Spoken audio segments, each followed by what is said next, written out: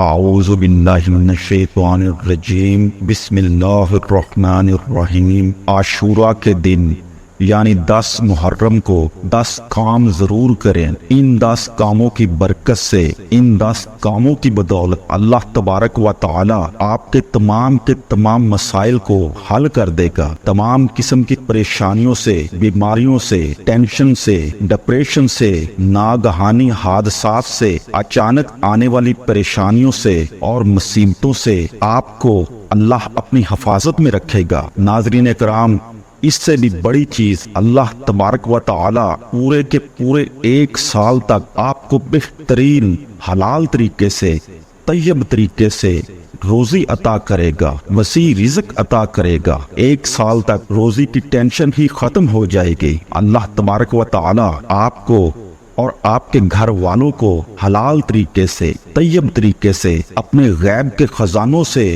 روزی عطا کرے گا اور ایسے اسباب سے رزق عطا کرے گا جن کا آپ کو گمان بھی نہیں ہوگا۔ ناظرین کرام، محرم الحرام کے مہینے کی بہت زیادہ فضیلت ہے، خاص طور پر عاشورہ کے دن کی یعنی 10 محرم کی بہت زیادہ فضیلت ہے۔ اللہ کے نبی صلی اللہ علیہ وآلہ وسلم کا فرمان عالی شان ہے کہ رمضان کے روزوں کے بعد نفلی روزوں میں سب سے افضل روزے وہ ہیں جو محرم الحرام کے روزے ہیں، اور بعض لوگ یہ سمجھتے ہیں کہ عاشورہ کے دن کی فضیلت اس لیے ہے کہ اس دن حضرت امام حسین رضی اللہ عنہ کی شہادت ہوئی تھی، اس لیے اس دن کی فضیلت بن گئی، جبکہ ایسا بالکل نہیں۔ حضرت امام حسین رضی اللہ عنہ کی شہادت سے پہلے بھی اس دن کی بہت زیادہ فضیلتیں تھی۔ اللہ تبارک و تعالی نے اس دن کی بہت زیادہ فضیلتیں رکھی ہیں۔ ناظرین کرام، اللہ کے نبی صلی اللہ علیہ وآلہ وسلم جب ہجرت کر کے مدینہ منورہ تشریف لائے تو اللہ کے نبی صلی اللہ علیہ وآلہ وسلم نے صحابہ کرام رضوان اللہ تعالی علیہم اجمعین کو حکم دیا کہ عاشورہ کے دن کو روزہ رکھا جائے۔ عاشورہ کے دن کو اس وقت کے لوگ کفار و مشرکین، یہود و نصارہ عید کے طور پر مناتے تھے۔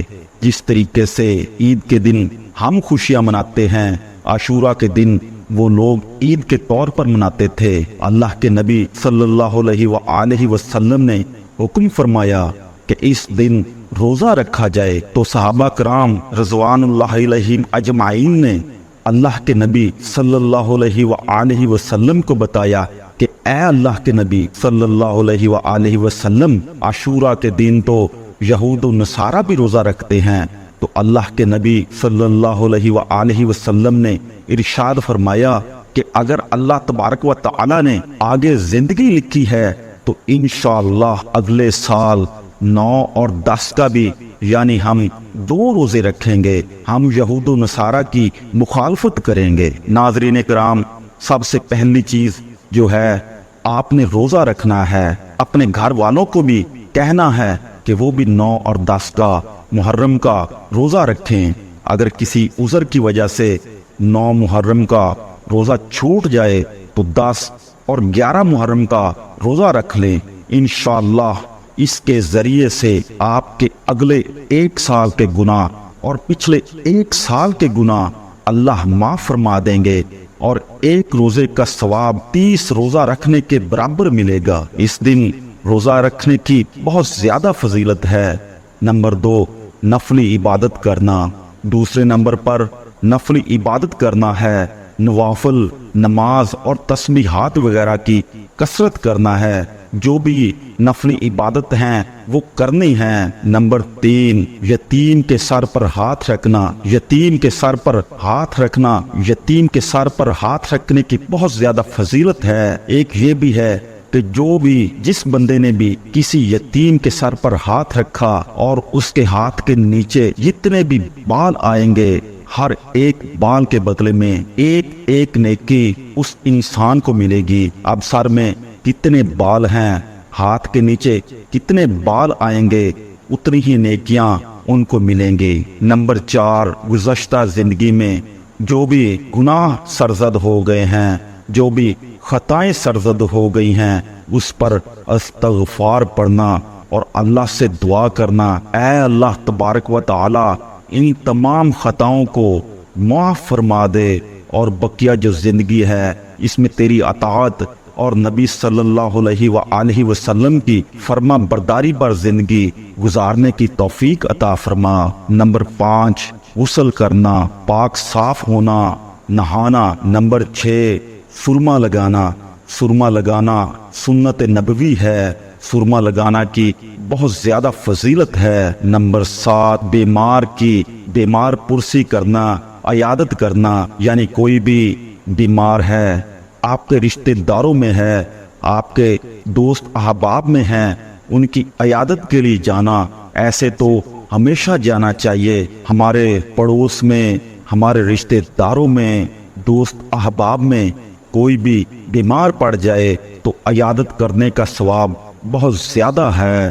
خاص طور پر عاشورہ کے دن آپ بیمار پرسی کے لیے ضرور جائیں اور ان کو تسلی دیں کہ اللہ تبارک و تعالی آپ کو انشاءاللہ شفا دے گا، ان کے لیے دعائیں کر کے آئیں۔ نمبر 8، پیاسے کو پانی پلانا۔ نمبر 9، صدقہ و خیرات کرنا۔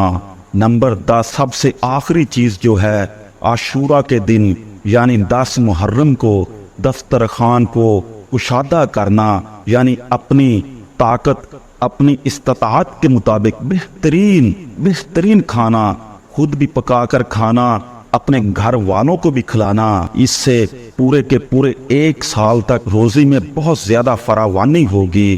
حضرت سفیان ثوری رحمت اللہ علیہ نے فرمایا کہ ہم نے اس کا تجربہ کیا تو ایسے ہی پایا۔ اس کے بعد حضرت محبوب سبحانی شیخ عبد القادر جیلانی رحمت اللہ علیہ اپنی کتاب بنیۃ الطالبین جلد نمبر 2 صفحہ نمبر 54 پر فرماتے ہیں کہ حضرت سفیان ثوری رحمت اللہ علیہ نے فرمایا کہ ہم نے 50 سال اس کا تجربہ کیا تو ایسا ہی دیکھا۔ اللہ تبارک و تعالی نے بے حد رزق عطا کیا۔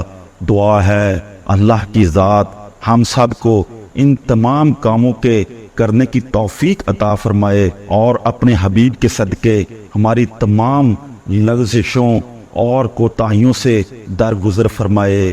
آمین یا رب العالمین۔ السلام علیکم رحمت اللہ وبرکاتہ۔